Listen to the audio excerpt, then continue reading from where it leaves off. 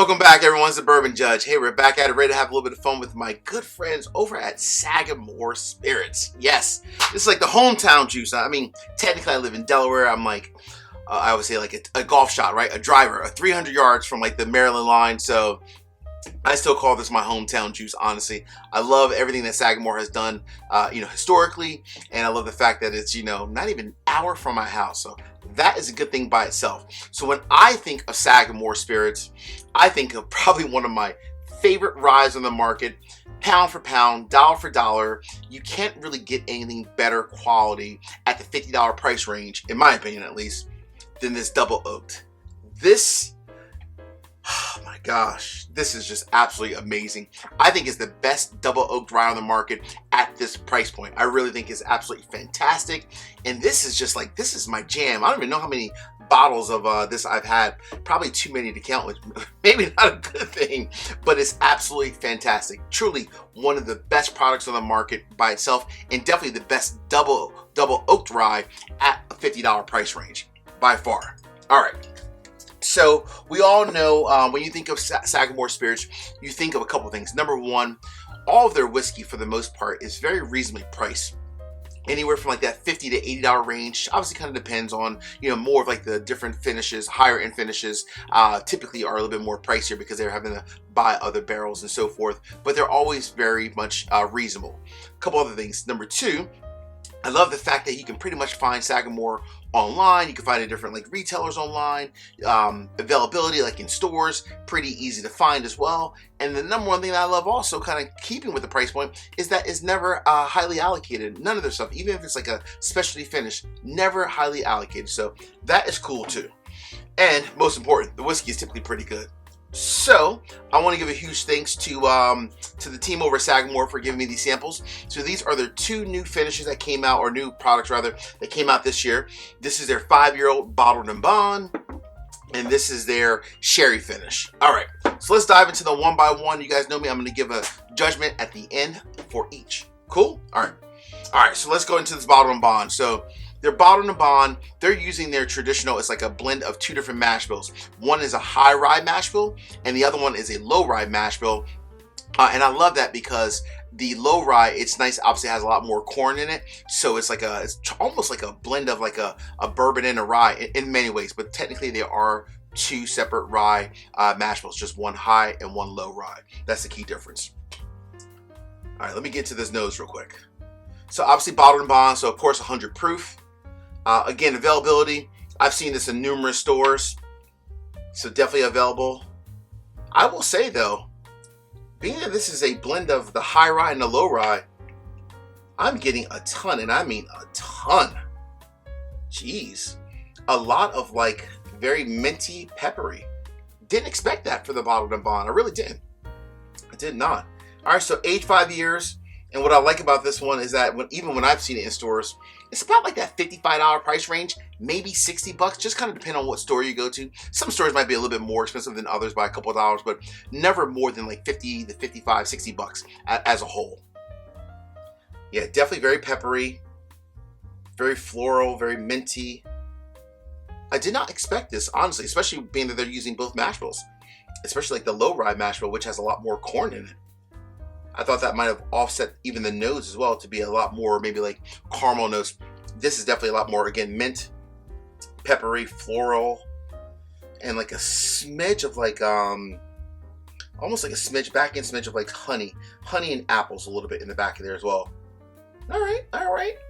Sagamore throwing me some curveballs today. I wasn't expecting this. All right, let me go ahead and dive into this one real quick. Let's see how it is.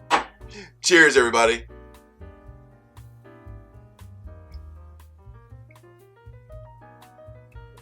Ooh.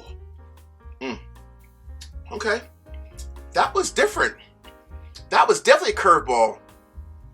In the palate, that's where I picked up a lot more of like the caramel, a smidge of cinnamon, but then also a lot of the elements that were in the nose.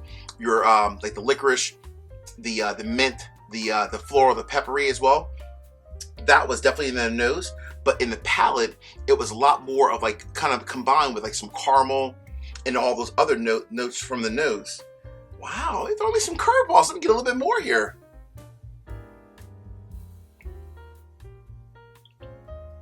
Wow, that is so delicious. Damn, that's good. I gotta get a little bit more. I'm sorry. There's a little bit left in my glass.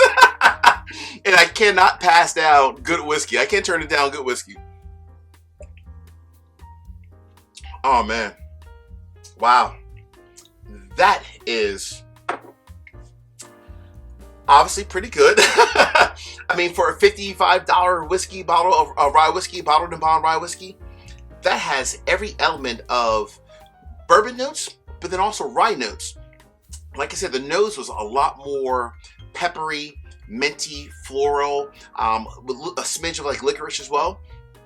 That came through in the palate, but in the palate you also had a little bit of like caramel, some cinnamon, a lot more like traditional, like almost like bourbon notes. But then the honey and the apples was there as well. At $55, folks, if you're talking about an affordable and good quality product where the palate had a nice, and the finish had a nice long finish, especially at 100 proof, almost I would say kind of sip close to like 105 proof, maybe 107. That is a definite buy. Sagamore just keeps producing fantastic after fantastic whiskey. All right, now we're moving over to the, man, this is the tough one now. This is the brand new sherry finish that just came out in the last few months. So the sherry finish, so as it says here, 106 proof. They are using 4-year aged rye whiskey, but then they're finishing the rye whiskey for another 18 months in PX sherry barrels. So in totality, it's about truly a 5.5-year aged whiskey as a whole, right? 4 years for the rye, and then another 18 months in the sherry cask. All right, here we go. 106 proof. Now this one's a little bit more expensive because obviously it has they're using a secondary barrel that's obviously add a whole bunch of cost and so forth. So this one comes in at exactly about $75 to $80 range. So 75, 80 bucks ish, if you will. Woo. So I've heard a lot about this one. I know a lot of people in the whiskey community are comparing it to this bad boy, a Midwinter's Night's Dram, which I'm not really sure why, to be honest with you, because you got sherry, you got port, they're completely different. You know, so I don't know. We'll see. I mean, hey, they might be similar. I don't know. The only key difference though, proof-wise, 106 versus the Midwinters, as always, is the 98.6. So that's the key difference that, you know, is you know, from a proof standpoint, is slightly different as well. Almost like 8 percentage points or 8 proof points difference. So, all right, this on the nose. Wow. Very much plums, blackberries, a lot of those darker fruits, plums, blackberries, some raspberries. I do catch a lot of the spiciness, like from like the pepper notes. I definitely get that a lot for sure. The nose smells nothing like Midwinter's Night's Dram, which is okay, right? Traditionally, both of these companies have been producing great whiskey, so I'm not saying that one is better than the other, but completely different nose. I don't see the similarity with a lot of people in the whiskey community saying the nose, the finish, and the palate is very similar to Midwinter's Night's Dram. I'm not seeing that at all in the nose. They're completely separate. But this nose is very nice. I love the combination of like those darker fruits. Definitely, of course, obviously from the sherry, the plums, the blackberries, but I love the spiciness, the pepper that's still there. So it's like a nice sweet and peppery all at the same time. All right. Hey, real quick, before I dive into this, 3 quick, easy favors. Number 1, hit the like button. Number 2, drop me a comment. Let me know your thoughts if you try the new Sagamore Bottled and Bond or the sherry finish. Last but not least, please hit the subscribe button. Really would appreciate it. I just want to say happy holidays, honestly, to everyone. This is my favorite time of the year. Happy holidays. Thank you for always watching the channel, for all the love and support for all of you. Thanks for all my patrons as well. Much love, much respect. Cheers, my friends.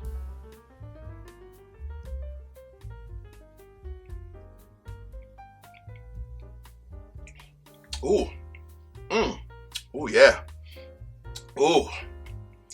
This is one. Hold on, there's a little bit more. Let me get a little bit more first.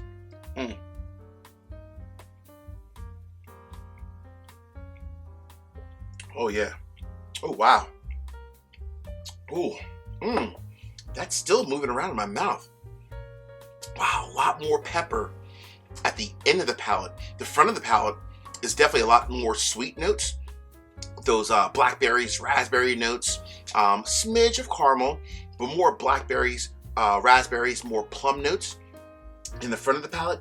At the end of the palate, in the finish, way more peppery than I would have imagined. And I will say, this does not sip like 106 proof whiskey. I would have thought, just sipping this blind, maybe like 110, 112. That sips a little bit hotter than I would have expected. Not bad at all. Question is, actually, I'm gonna give you two judgments. Judge, is this a buy, leave it on the shelf, do not buy, and how does it compare to a Midwinter's Night's Dram? The verdict is in. This, my friends, drum roll,